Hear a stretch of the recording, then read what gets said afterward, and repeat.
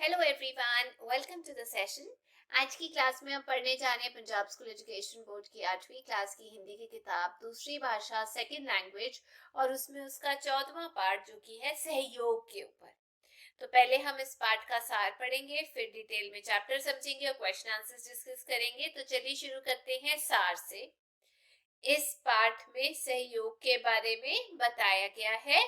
इस संसार में कोई भी मनुष्य अपने में पूर्ण नहीं है।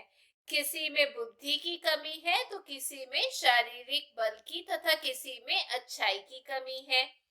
मानव के स्वभाव में भी विविधता है। ऐसी स्थिति में आपसी सहयोग के द्वारा ही हम अपनी कमियों को पूरा कर अपना उद्देश्य प्राप्त कर सकते हैं।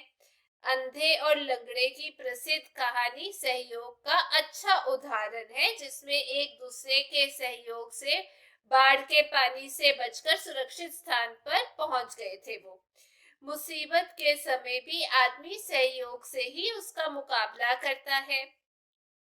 लोहा भी पारस के स्पर्श से बहुमूल्य सोना बन जाता है। कमजोर तिनके भी आपसी सहयोग से मिलकर रस्सी बन जाते हैं। इसी तरह परस्पर सहयोग से कपोटराज चित्रग्रीव ने अनेक कबूतरों को शिकारी के चंगुल से आजाद करवा दिया था। सहयोग एक प्राकृतिक नियम है। एक मशीन सभी पुर्जों के परस्पर सहयोग से ही चलती है। एक पुर्जा खराब होने पर वह नहीं चल सकती।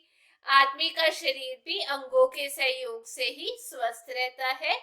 किसी एक अंग के खराब होने पर शरीर स्वस्थ नहीं रह सकता। समाज को पूर्णता भी व्यक्तियों के सहयोग से मिलती है। वैसे भी मनुष्य एक सामाजिक प्राणी है। समाज के सहयोग के बिना वह पशु के समान होता है। समाज नर नारियों के परस्पर सहयोग से बनता है। उसी सहयोग से मानवता का विकास हुआ। परिवार समाज का एक अंग है, जिसमें माता पिता भाई बहन आदि अनेक लोगों का सहयोग होता है।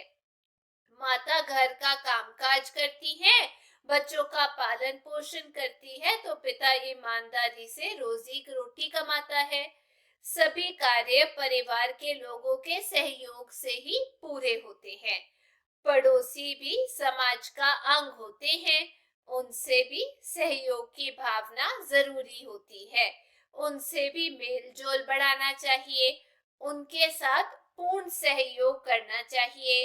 स्कूल एक संस्था होती है, जिसमें अध्यापक विद्यार्थी चपरासी सभी का सहयोग होता है। सबके सहयोग से ही वह उन्नति करता है। इसी से साफ सफाई अनुशासन बना रहता है। बच्चे भी परस्पर सहपाठी से सहयोग रखते हैं। उनके कार्य भी एक दूसरे के सहयोग से पूर्ण होते हैं। खेल के मैदान में भी खिलाड़ियों का एक दूसरे से सहयोग आवश्यक होता है। उनमें खेल भावना इसी से आती है। सद्भावना बनी रहती है। प्रेम प्यार का प्रसार होता है। बच्चों में सहयोग की भावना का विकास करने के लिए red cross, scout guide, NSS, NCC आदि संस्थाएं स्थापित की गई हैं। गांव कस्बे अथवा नगर में भी सहयोग बहुत आवश्यक होता है। सहयोग से ही मानव अच्छा नागरिक बनता है। वह दूसरों के हित की सोचता है। वह प्राणी मात्र की सेवा एवं हित का ध्यान रखता है। उसमें मानवता का विकास भी होता है। तो ये था पाठ का सार। मैं उम्मीद करती हूँ आप सबको पता लग गया होगा कि हम इस पाठ में क्या पढ़ने जा रहे हैं। तो चलिए अब पाठ पढ़ना शुरू करते हैं। यहाँ बताया गया है कि सहयोग शब्द दो शब्दों के योग से बना है, सह और योग। सह का अर्थ है साथ और योग का अर्थ है मेल, अर्थात किसी कार्य में एक दूसरे का साथ देना, हाथ बटाना। प्राय ऐसा सुना जाता है कि कोई भी मानव अपने में पूरा नहीं, और ये है भी सच्चाई। किसी में बुद्धि की कमी है, किसी में शारीरिक बल की कमी है, कोई धन के अभाव से दुखी है। यही नहीं, स्वभाव में भी विविधता दिखाई पड़ती है, अलग अलग होते हैं, जिसके कारण अनेक कमियां मानव में आ जाती है। ऐसी स्थिति में आपसी सहयोग द्वारा हम अपनी कमियों को पूरा कर सकते हैं और उद्देश्य को प्राप्त कर सकते हैं। अंधे और लंगड़े की प्रसिद्ध कहानी सहयोग का अच्छा उदाहरण है। नदी के किनारे एक गांव था। उसमें एक अंधा और एक लंगड़ा रहते थे। वर्षा के दिनों में वहां बाढ़ का पानी आ गया। लोग गांव को छोड़कर भाग गए। अंधा और लंगड़ा क्या करते? दोनों निराश थे, दुखी थे। लंगड़ा चल नहीं सकता था और अंधा देख नहीं सकता था। लंगड़े को एक उपाय सूझा। उसने अंधे को कहा, तुम मुझे अपने कंधे पर बिठाओ, मैं तुझे रास्ता बताता जाऊंगा, तुम बढ़ते जाना। इस तरह एक दूसरे के सहयोग से हम दोनों सुरक्षित स्थान पर पहुंच जाएंगे। अंधा सहमत हो गया, मतलब वो भी इस बात के लिए मान गया। दोनों आपसी सहयोग द्वारा गांव से बाहर आ गए। उनकी जान बच गई। कई बार अचानक मुसीबत आ घेरती है। अकेला आदमी उसका सामना नहीं कर सकता। सहयोग वह पारस है जिसके स्पर्श से लोहा भी सोना बन जाता है। अब इसमें मैं आपको बताना चाहती हूँ, पारस क्या होता है? वह पत्थर जिसके छूने से जो लोहा है वो भी सोना बन जाता है, मतलब एक मूल्य की जो चीज होती है वो बन जाती है। तो यही बताया गया, अकेला आदमी कठिनाई का सामना नहीं कर सकता। सहयोग वह पारस है जिसके स्पर्श से लोहा भी सोना बन जाता है, उसका मूल्य बढ़ जाता है। एक तिनका कितना कमजोर होता है, पर अनेक तिनके परस्पर सहयोग द्वारा मजबूत रस्से का धारण करते हैं, जिससे मदमस्त हाथी भी बांधा जा सकता है। सहयोग से संबंधित एक कथा हितोपदेश एक प्रसिद्ध ग्रंथ है में आती है। कपोतराज जो है, मैं आपको बता देती हूँ। कपोतराज का मतलब ये होता है कबूतरों का जो राजा होता है। ठीक है, इसमें कहा गया है कि कपोतराज चित्रग्रीव कबूतरों के साथ आकाश में उड़ा जा रहा था। जंगल में बिखरे हुए चावल कणों को देखकर कबूतर नीचे उतर आए और शिकारी के जाल में फंस गए। उन पर मुसीबत आ पड़ी, मौत दिखाई देने लगी। कपोतरा चित्रग्रीव ने उन्हें धैर्य बंधवाया, सब्र रखने को बोला और उन्हें साहस से इकट्ठा उड़ने को बोला। उन्होंने परस्पर सहयोग किया। वह जाल को उड़ाकर ले गए और दूर निकल गए। शिकारी हक्का बक्का रह गया। सहयोग एक प्राकृतिक नियम है, ये कोई बाहरी या बनावटी तत्व नहीं। प्रत्येक पदार्थ और प्रत्येक व्यक्ति का प्रत्येक काम आंतरिक सहयोग पर अवलंबित है, निर्भर करता है। किसी भी मशीन को ले, उसके पुर्जों और मशीन में अंगांगी भाव का संबंध है। यदि उसका एक पुर्जा भी खराब हो जाए तो वह मशीन चल नहीं सकती। हम अपने शरीर को ही लें, आंख, कान, हाथ, पांव आदि इसके विभिन्न अंग हैं। शरीर अंगी है, वे परस्पर सहयोग द्वारा शरीर का धारण और पोषण करते हैं। अलग अलग हिस्से, किसी अंग पर चोट आती है तो मन एकदम वहां पहुंच जाता है। पहले क्षण आंख वहां देखती है और दूसरे क्षण हाथ सहायता के लिए वहां पहुंच ही जाता है। इसी तरह समाज और व्यक्ति का संबंध है। समाज शरीर है तो व्यक्ति उसका अंग है। जिस प्रकार शरीर को स्वस्थ रखने के लिए अंग परस्पर सहयोग करते हैं, उसी तरह समाज के विकास के लिए व्यक्तियों का आपसी सहयोग अनिवार्य जरूरी है। शरीर की पूर्णता अंगों के सहयोग से मिलती है। समाज की पूर्णता व्यक्तियों के सहयोग से मिलती है। प्रत्येक व्यक्ति जो जहां पर भी है अपना काम ईमानदारी और लगन से करता रहे तो समाज फलता फूलता है। मनुष्य एक सामाजिक प्राणी है, सोशल एनिमल। समाज के अभाव में वह निरा पशु ही रहता है अगर समाज में ना रहे। समाज जड़ पदार्थों का समूह नहीं है, वह नर नारियों के परस्पर सहयोग और प्रेम से बनता है। उसी से मानवता विकसित हुई है। आज भी यदि हम किसी शिशु को समाज से पृथक अलग कर दे, उसी किसी जंगल में छोड़ दे, तो आप जानते हैं कि क्या होगा? वह नीरा पशु ही रहेगा, एनिमल रहेगा। वह हमारी तरह बोल नहीं सकेगा, उसका मानसिक और बौद्धिक दिमाग का विकास नहीं होगा। भाषा और साहित्य, संस्कृति और सभ्यता, ज्ञान और विज्ञान के क्षेत्र में मानव ने जो प्रगति तरक्की की है, वो कैसी एक व्यक्ति की देन नहीं, बल्कि अनेक नर नारियों के सतत सहयोग का परिणाम है। आप भी समाज के अंग है। इसका पहला स्तर परिवार है। परिवार अंगी है, माता पिता भाई बहन उसके अंग हिस्से हैं। सब अपना अपना काम अच्छी तरह करते हैं। माता घर का काम काज करती है, बच्चे का लालन पालन करती है। पिता ईमानदारी और मेहनत से रोजी रोटी कमाता है। बच्चे माता पिता की आज्ञा का पालन करते हैं और अपना काम मन लगाकर करते हैं। घर में जब भी आवश्यकता पड़े, सब सदस्यों की एक दूसरे के में भी हाथ बटाना चाहिए। एक परिवार के 5 सदस्य हैं। माता पिता का एक पुत्र है जिसका नाम मनजीत सिंह है। उसकी 2 बहनें हैं। हरजीत कौर बड़ी है, स्वर्ण कौर छोटी है। माता अकेली घर का काम करके थक जाती है तो हरजीत सफाई और कपड़े धोकर माता को सहयोग देती है। वह अपनी छोटी बहन स्वर्ण कौर की पढ़ाई का भी ध्यान रखती है। बाजार से कोई वस्तु मंगवानी पड़े तो मनजीत सिंह तुरंत लेने जाता है। मेहमान का सब स्वागत करते हैं। वे सब प्रेम भाव से रहते हैं और इकट्ठे मिलकर खाना खाते हैं। उनमें से कोई बीमार पड़ जाए तो सब परेशान हो जाते हैं, उसकी सेवा शुश्रूषा करते हैं। इस प्रकार सहयोग करने से ये घर स्वर्ग तुल्य बन गया है। 3 बच्चे माता पिता की आंखों के तारे हैं और घर की इज्जत को 4 चांद लगाते हैं। इकट्ठे काम करते हैं। पड़ोसियों से भी सहयोग करना चाहिए। एक अच्छा पड़ोसी बनना चाहिए। पड़ोसियों की कुशलता पूछनी चाहिए कि वो ठीक है। बड़ों का सम्मान करना चाहिए। पड़ोसियों से मेल जोल बढ़ाना चाहिए।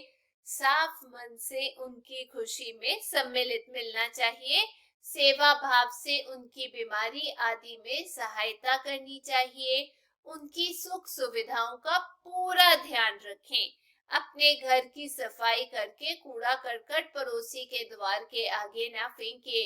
ऐसी बातों से वे परेशान हो सकते हैं और विवाद हो सकता है, लड़ाई हो सकती है। ऐसा कोई भी काम ना करें जिससे पड़ोसियों को कष्ट हो।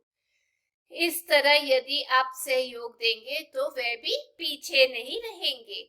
इसी आपसी सहयोग से गली और मोहल्ले का वातावरण सुखद हो जाएगा, सुख मिलेगा। स्कूल एक संस्था है। विद्यार्थी और अध्यापक ही नहीं, चपरासी से लेकर मुख्य अध्यापक तक सब लोग उस संस्था के अंग हैं। अपने अपने स्थान पर सब लोग अपना अपना काम करते हैं। यह सबके आपसी सहयोग से ही संस्था दिन दुगनी और रात चौगनी उन्नति करती है। वहां पर आपको सहयोग के अनेक अवसर प्राप्त होते, मौके मिलते। समय पर स्कूल में आकर अपनी कक्षाओं में शांति पूर्वक बैठकर, मतलब टाइम पर आना, स्कूल में कक्षा में शांति पूर्वक बैठना, संस्था के नियमों का पालन करके उसके अनुशासन में सहयोग आप दे सकते हैं। रद्दी कागजों को इधर उधर ना फेंककर उन्हें कोनों में रखे हुए टिन में डालकर संस्था की सफाई में सहयोग दे सकते हैं। अपने सहपाठियों से भी सहयोग बढ़ाना चाहिए। मोहन और सोहन सहपाठी थे। एक बार मोहन घर से पेंसिल लाना भूल गया। सोहन के पास 2 पेंसिलें थी। मोहन ने सोहन से पेंसिल मांगी। सोहन ने अंगूठा दिखा दिया। मोहन का मुंह उतर गया। अब मोहन भी ऐसे मौके की प्रतीक्षा करने लगा जिससे वह सोहन को नीचा दिखा सके। ऐसी बातों से आपस में घृणा, नफरत और द्वेष बढ़ता है। इसके विपरीत यदि सोहन मोहन को पेंसिल देकर सहयोग देता तो वह उसे अपना मित्र बना लेता। आपके सभी सहपाठी समान है, बराबर है, उनमें कोई बड़ा छोटा नहीं, उनमें कोई भेदभाव नहीं करना चाहिए, सबसे प्यार करना चाहिए। एक स्कूल की 8वीं कक्षा में मदन नामक एक छात्र था। वह निर्धन था, पैसे नहीं थे, वह पुस्तकें कापियां नहीं खरीद सकता था, उसके वस्त्र कपड़े भी फटे पुराने थे। उसका सहपाठी महेंद्र जमींदार का पुत्र था, अमीर था, उनके पास धन की कमी न थी। उसने अपने सहपाठी मदन को पुस्तकें, कॉपियां और कपड़े देकर उसकी सहायता की। धन का सदुपयोग यही है कि उससे दूसरों की सहायता की जाए। यदि आपका एक निर्धन सहपाठी निर्धनता के कारण निराश रहता है, उसका चेहरा खिलता नहीं, तो आपका अपने धन को अपने तक सीमित रखना एक सामाजिक अपराध है। धन के तरह ज्ञान को भी अपने तक सीमित नहीं रखना चाहिए। यदि आपकी गति गणित में अच्छी है, मैथ्स अच्छा है और आपके एक साथी को सवाल नहीं आता, आपका कर्तव्य बनता है कि आप उसे सवाल समझाएं। इसी तरह यदि कोई बालक हष्ट पुष्ट है, तकड़ा है, तो उसका कर्तव्य बनता है कि वह अपने कमजोर सहपाठी की रक्षा करे, उसे तंग करने की किसी की हिम्मत ना हो। इस तरह आपसी सहयोग से आपकी कक्षा का वातावरण जो है मैत्रीपूर्ण दोस्ताना वाला हो जाएगा। खेल के मैदान में तो सहयोग का क्षेत्र विस्तृत हो जाता है, बढ़ जाता है। प्रत्येक टीम में सहयोग की भावना जरूरी अनिवार्य है। मिलजुल कर टीम भावना से खेल में भाग लेने से विजय प्राप्त होती है। विजय के लिए होड़ जरूरी है। विजय के लिए डटकर सहयोग भाव से प्रयत्न भी करना चाहिए, पर मूल बात विजय नहीं, खेल की भावना है। खेलने के लिए खेलना चाहिए। प्रतिद्वंद्वी टीम भी जीत सकती है। ऐसे मौके पर आगे आकर प्रसन्न मन से उन्हें बधाई देनी चाहिए जो जीतता है। खेल के मैदान में सब खिलाड़ी हैं, जरूरत पड़ने पर अपनी प्रतिद्वंद्वी की भी सहायता करनी चाहिए, विरोधी की। यदि कोई विरोधी प्रतिद्वंद्वी गिर जाता है तो उसे उठाए, यदि उसके चोट लग जाए तो उसको प्राथमिक सहायता दे, फर्स्ट एड दे। खेत के मैदान में सच्चे सहयोगी की भावना देखने को मिलती है। यही भावना जीवन के क्षेत्र में विकसित हो जाए तो घृणा और द्वेष का अंत हो जाए, मानव मानव में प्रेम प्यार का प्रसार हो जाए। खेलों के अतिरिक्त बालकों में सहयोग की भावना को विकसित करने के लिए अनेक संस्थाएं स्थापित की गई हैं, जैसे red cross, scout, girl guide, NSS, NCC आदि। बालकों को उनका सदस्य बनना चाहिए, उनके कार्यक्रमों में नियम अनुसार भाग लेना चाहिए। इससे एक पंथ दो काज वाली बात होगी, उनका व्यक्तित्व विकसित होगा और समाज व देश भी उन्नति करेगा। परिवार, पड़ोस, स्कूल के अतिरिक्त आप जिस गांव, कस्बे अथवा नगर में रहते हैं, आप इसके भी अंग हैं। वहां हर प्रकार की सुविधाएं प्राप्त होती हैं, वहां सड़कें हैं, यातायात की व्यवस्था है, रोगियों के लिए अस्पताल है, स्कूल, डाकखाना आदि है। एक नागरिक के नाते आपका ये कर्तव्य बनता है कि आप उनका दुरुपयोग ना करें। सड़कों पर इधर उधर कूड़ा करकट ना फेंके, एक तरफ रखे हुए कूड़ेदानों में डालें। यदि सड़कों पर प्रकाश देने वाला लैंप खराब हो, सफाई कर्मचारी गलियों में सफाई ना करते हो, तो आप पंचायत अथवा नगर पालिका के अधिकारी का उस ओर ध्यान आकर्षित करें। तोड़फोड़ की कार्यवाही में भाग नहीं लेना चाहिए। सार्वजनिक संपत्ति सबकी अपनी है, वे सबके हित के लिए, सोसाइटी की है, उसकी हानि आप सबकी हानि है, राष्ट्र की हानि है, पब्लिक प्रॉपर्टी। आपको सबको सार्वजनिक संपत्ति की सुरक्षा करनी चाहिए। इस तरह सहयोग से मानव अच्छा नागरिक बनता है, वह अपना ही हित नहीं सोचता, वह दूसरों का हित चिंतन करता है और दूसरों के हित के लिए बराबर प्रयत्न कोशिश भी करता है। वह नगर और देश की नहीं, विशाल हित की बात सोचता है। मानव जीवन मात्र का हित ही उसका लक्ष्य हो जाता है। यही मानवता है, यही मनुष्य के जीवन का लक्ष्य है। इसका आधार सहयोग की भावना है, जो घर, पड़ोस, स्कूल, खेल के मैदान और गांव से क्रमशः विकसित होती हुई मानव प्रेम का रूप धारण करती है। तो ये था पाठ के बारे में चर्चा। अब हम चर्चा करते हैं इस पाठ के अभ्यास के बारे में। तो चलिए पढ़ते हैं। यहाँ कहा गया है, नीचे गुरमुखी और देवनागरी में दिए गए शब्दों को पढ़े और हिंदी शब्दों को लिखने का अभ्यास करें। सबसे पहला सहयोग, सहयोग पंजाबी में लिखा है उद्देश्य, उद्देश्य। वैसे ही अगला शब्द है मदमस्त, मदमस्त। शामिल, शामिल। मैत्रीपूर्ण, मैत्रीपूर्ण। वैसे ही सार्वजनिक हिंदी में बोला जाता है, सर्वजनक पंजाबी में बोला जाता है। आगे कहा गया है, नीचे एक ही अर्थ के लिए पंजाबी और हिंदी भाषा में शब्द दिए गए हैं, इन्हें ध्यान से पढ़ें और हिंदी शब्दों को लिखें। जैसे सबसे पहला यहाँ पर है विभिन्नता, विविधता। जरूरी, अनिवार्य। छू, स्पर्श। वक्रा, पृथक। वैसे ही कबूतरा दा राजा, उसे हम बोलते हैं कपोतराज। उन्नति, प्रगति। आपसी, परस्पर। सेवा भाव, सेवा शुश्रूषा। कुदरती, प्राकृतिक। वैसे ही बराबर, तुल्य। अंदरूनी, आंतरिक। कलेश, द्वेष। निर्भर, अवलंबित। वैसे ही हिसाब, गणित। आपसी तालमेल, अंगागी। विशाल, विस्तृत। विरोधी, प्रतिद्वंद्वी। और मुडली को बोलते हैं प्राथमिक। आगे हम लोगों को शब्दार्थ दिए गए हैं, ये भी पढ़ लेते हैं। जैसे सबसे पहला पारस, वह पत्थर जिसके छूने से लोहा भी सोना बन जाता है। मदमस्त मतलब मद में चूर। कपोतराज मतलब कबूतरों का राजा। हितोपदेश मतलब विष्णु शर्मा कृत नीति शास्त्र संबंधी एक प्रसिद्ध ग्रंथ। अवलंबित मतलब निर्भर।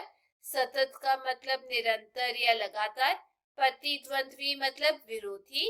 सार्वजनिक मतलब सब जन का। आगे इन प्रश्नों के उत्तर एक या दो वाक्यों में लिखें। पहला, सहयोग का क्या अर्थ है? उत्तर, किसी कार्य में एक दूसरे का साथ देना सहयोग कहलाता है। आगे, लंगड़े ने अंधे को क्या उपाय बताया? उत्तर, लंगड़े ने अंधे को बताया कि तुम मुझे अपने कंधे पर बिठाओ, मैं तुम्हें रास्ता बताऊंगा और तुम आगे बढ़ते जाना।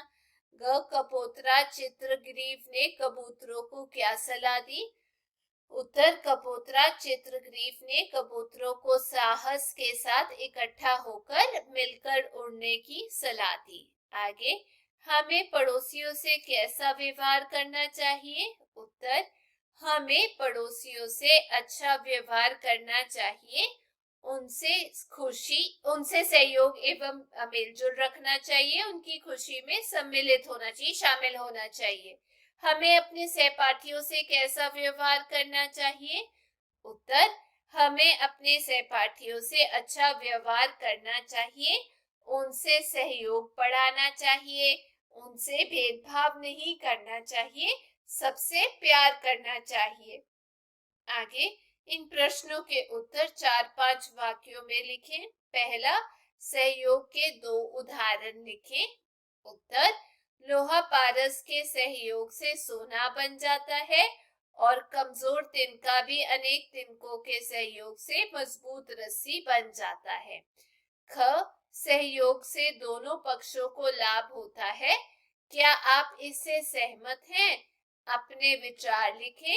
उत्तर, हाँ, हम इससे सहमत हैं कि सहयोग से दोनों पक्षों को लाभ होता है। परस्पर सहयोग से दोनों पक्षों के कार्य संवर जाते हैं, एक दूसरे की कमी भी लाभ में बदल जाती है। आगे, नीचे दिए गए वाक्यों में निर्देश अनुसार उत्तर लिखें। पहला, सहयोग से लोहा भी सोना बन जाता है, उसका मूल्य 100 गुना बढ़ जाता है। यहाँ सर्वनाम कौन सा है? वो है उसका। ख, शरीर को पूर्णता अंगों के सहयोग से मिलती है। इसमें बताना है भाववाचक संज्ञा छांटे, वो है पूर्णता। पड़ोसियों से सहयोग करना चाहिए। संज्ञा शब्द छांटकर उनका भेद लिखे। संज्ञा शब्द है पड़ोसियों। आगे, सहयोग से कक्षा का वातावरण मैत्रीपूर्ण हो जाएगा। जातिवाचक संज्ञा छांटे, वो है कक्षा, ग्रुप। नदी के किनारे एक गांव था। संबंध बोधक अव्यय छांटे, उसमें है के। आगे, बच्चे माता पिता की आज्ञा का पालन करते हैं और अपना काम मन लगाकर करते हैं। इसमें योजक शब्द छांटे, वो है और, जो दो सेंटेंसेस को जोड़ता है। इन मुहावरों के अर्थ लिखकर उन्हें वाक्यों में प्रयोग करें। तो मैंने यहाँ उत्तर लिखा है, जैसे अंगूठा दिखाना मतलब इनकार करना। मैंने इंद्रजीत से किताब मांगी तो उसने अंगूठा दिखा दिया। आंखों का तारा मतलब बहुत प्यारा। राम अपने माता पिता की आंखों का तारा है। चार चांद लगाना मतलब उन्नति प्राप्त करना। सोहन ने पढ़ लिख कर अपने अनपढ़ वंश में 4 चांद लगा दिए। मुंह उतर जाना मतलब दुखी होना। परीक्षा में असफल होने पर अमरीक का मन मुंह उतर गया। एक पंथ दो काज, एक काम से दोहरा लाभ। मैं कल दिल्ली अपने मित्र की शादी में गया और पुस्तक मेला भी देख आया। इस तरह मेरे एक पंथ दो काज हो गए। जान बचना मतलब मुसीबत से बचना। कल परीक्षा में जाते समय गाड़ी से उतरते समय वह फिसल गया था पर उसकी जान बच गई। जाल में फंसना मतलब चंगुल में फंसना। कभी भी उन कपटियों के जाल में मत फंसना। मौत दिखाई देना मतलब मृत्यु का सामना। जंगल में सामने शेर दिखाई देते ही उसे मौत दिखाई दे गई थी। धैर्य बंधवाना मतलब धैर्य देना। मैंने राघव का धैर्य बंधवाने की कोशिश तो की थी पर सफल नहीं हो पाया। हक्का पक्का रह जाना मतलब हैरान होना। पुत्र को शराब की दुकान पर देख लाला जी हक्का पक्का रह गए थे। आगे, दिन दूनी रात चौगनी उन्नति करना मतलब बहुत उन्नति करना। सुरेंद्र ने अपनी सूझबूझ से अपने पारिवारिक व्यापार में दिन दूनी रात चौगनी उन्नति कर ली है। आगे, इन वाक्यों में रेखांकित शब्दों के वचन बदलकर वाक्य पुनः लिखें। तो चलिए, मैंने यहाँ पर इसका उत्तर लिखा है, जैसे एग्जाम्पल बुक में दिया हुआ है। यहाँ कहा गया ये तिनका है, इसकी जगह इन्होंने लिखा है ये तिनके है। यह की जगह ये आ गया, तिनका की जगह तिनके। वैसे यहाँ पर अगला जो वाक्य वो दिया गया है, मैं आपको दिखा देती हूँ। यहाँ पर पढ़ के, मुझे रस्सा दो। तो इसके लिए जो उत्तर आ जाएगा, मुझे रस्से दो। आगे, मेरी आंख में दर्द है, उसका आ जाएगा मेरी आंखों में दर्द है। वैसे ही, मेरे पास कहानी की पुस्तक है, मेरे पास कहानियों की पुस्तकें हैं। आगे, ये सूती कपड़ा है, ये सूती कपड़े हैं। अपनी पेंसिल मुझे दो, अपनी पेंसिलें मुझे दो। आगे, भाववाचक संज्ञा बनाएं, जैसे कि सबसे पहला है यहाँ पर पूर्ण, उसका आ गया पूर्णता, पर्णता। पशु का पशुता, मित्र का मित्रता, आवश्यक का आवश्यकता, मानव का मानवता, मनुष्य के लिए मनुष्यता, सभ्य के लिए सभ्यता और प्रसन्न के लिए प्रसन्नता। आगे कहा गया दो दो पर्यायवाची शब्द लिखे। मानव के लिए मनुष्य इंसान, शरीर के लिए तन वपु, आंख के लिए नेत्र नयन, मित्र के लिए दोस्त सखा, हाथ के लिए हस्त और कर, पुत्र के लिए बेटा और सुत। आगे, विपरीतार्थक शब्द लिखें, जैसे यहाँ पर दिया गया है सहयोग, वैसे ही असहयोग, भाव का अभाव, सभ्य के लिए असभ्य, सुविधा के लिए असुविधा। आगे, विशेषण बनाए, तो मैंने यहाँ पर इसका उत्तर लिखा है, जैसे कि नगर का नागरिक, ईमानदारी का ईमानदार, समाज का सामाजिक, परेशानी के लिए परेशान, प्रकृति का प्राकृतिक, प्रसिद्धि के लिए प्रसिद्ध, अंतर के लिए आंतरिक, शांति के लिए शांत, शरीर के लिए शारीरिक, सच्चाई के लिए सच्चा और प्रथम के लिए प्राथमिक और कमजोरी के लिए कमजोर। आगे रचनात्मक अभिव्यक्ति है। मौखिक अभिव्यक्ति है अपनी कल्पना से सहयोग पर आधारित एक कहानी कक्षा में सुनाई, आप कर लेना। लिखित अभिव्यक्ति में कहा गया है सहयोग जीवन का मूल मंत्र है। इस विषय पर अपने विचार लिखें और पाठ में दिए गए उदाहरणों के अतिरिक्त आप और कहां-कहां सहयोग दे सकते हैं सोचिए और लिखिए। तो मैंने उत्तर लिखा है, मनुष्य एक सामाजिक प्राणी है। वह जन्म से मृत्यु तक समाज के बीच में रहकर अपना जीवन यापन करता है। समाज से अलग होकर मनुष्य स्वस्थ जीवन निर्वाह नहीं कर सकता, क्योंकि उसे अपनी दिनचर्या में प्रत्येक कार्य में किसी न किसी के सहयोग की आवश्यकता पड़ती ही है। जीवन में कोई भी मनुष्य अपना कार्य बिना सहयोग के नहीं कर सकता। जैसे बचपन में माँ बाप भाई बहन का सहयोग, बाल्यावस्था में अपने सहपाठियों मित्रों का सहयोग, इस प्रकार ये सत्य है कि सहयोग जीवन का मूल मंत्र है। आगे और इम्पोर्टेंट क्वेश्चंस हैं, आपके काम आएंगे। पहला, सहयोग शब्द की परिभाषा दीजिए। उत्तर, सहयोग शब्द दो शब्दों के योग से बना है, सह और योग। सह का अर्थ है साथ तथा योग का अर्थ है मेल, अर्थात किसी कार्य में एक दूसरे का साथ देने को सहयोग कहा जाता है। आगे दूसरा, सहयोग द्वारा हम अपनी किन किन कमियों को पूरा कर सकते हैं। उत्तर, सहयोग द्वारा हम अपनी निम्नलिखित कमियों को पूरा कर सकते हैं, जैसे बुद्धि की कमी, शारीरिक बल की कमी, धन अभाव, स्वाभाविक विविधता की कमी। आगे, लोहा किसके सहयोग से सोना बन जाता है। उत्तर, लोहा पारस के सहयोग से सोना बन जाता है। चौथा, हितोपदेश में सहयोग से संबंधित कथा का वर्णन कीजिए। उत्तर, एक बार कबूतरों का राजा चित्रग्रीव कबूतरों के साथ आकाश में उड़ रहा था। जंगल में चावल के कण बिखरे देखकर कबूतर नीचे उतर आए, वे शिकारी के जाल में फंस गए। वे घबरा उठे।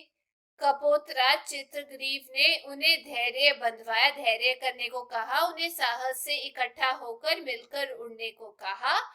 उन्होंने परस्पर सहयोग किया और वे जाल लेकर उड़ गए।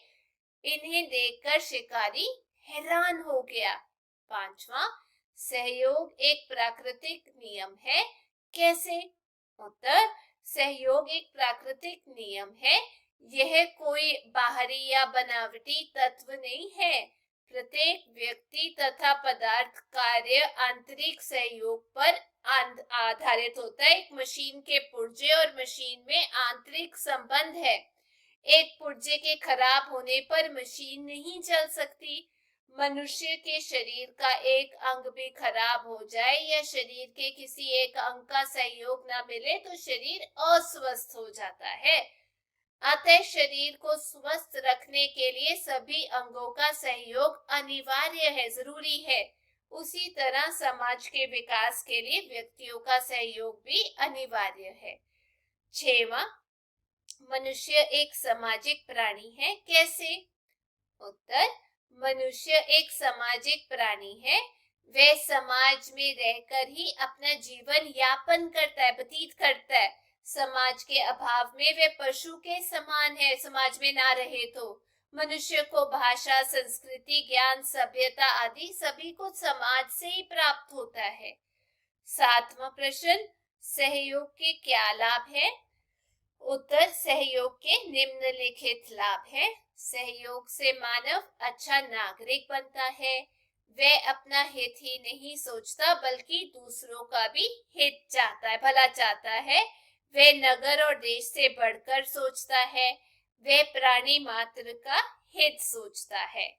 8वां, अच्छे सहपाठी का क्या कर्तव्य होना चाहिए? उत्तर, अच्छे सहपाठी को कोई भेदभाव नहीं करना चाहिए, सबसे प्यार और मेलजोल रखना चाहिए, सबका सहयोग करना चाहिए, सबकी सहायता करनी चाहिए। 9वां, खेल के मैदान में सहयोग के क्या लाभ हैं? उत्तर, खेल के मैदान में सहयोग के अनेक लाभ हैं। सहयोग से खेलने से विजय प्राप्त होती है, इससे भाईचारा बढ़ता है और खिलाड़ियों में प्रेम की भावना आती है। 10वां, लेखक ने पड़ोसियों से कैसे व्यवहार की प्रेरणा दी है, या आप कह सकते हैं एक आदर्श पड़ोसी के क्या कर्तव्य होने चाहिए, या हमें अपने पड़ोसियों से कैसा व्यवहार रखना चाहिए। तो इसका उत्तर है अपने पड़ोसियों से सहयोग करना चाहिए, पड़ोसियों की कुशलता पूछनी चाहिए, उनसे मेलजोल बढ़ाना चाहिए, उनकी खुशियों में सम्मिलित शामिल होना चाहिए, बीमारी के समय उनकी सहायता करनी चाहिए, अपने घर का कूड़ा करकट पड़ोसी के द्वार के आगे नहीं फेंकना चाहिए।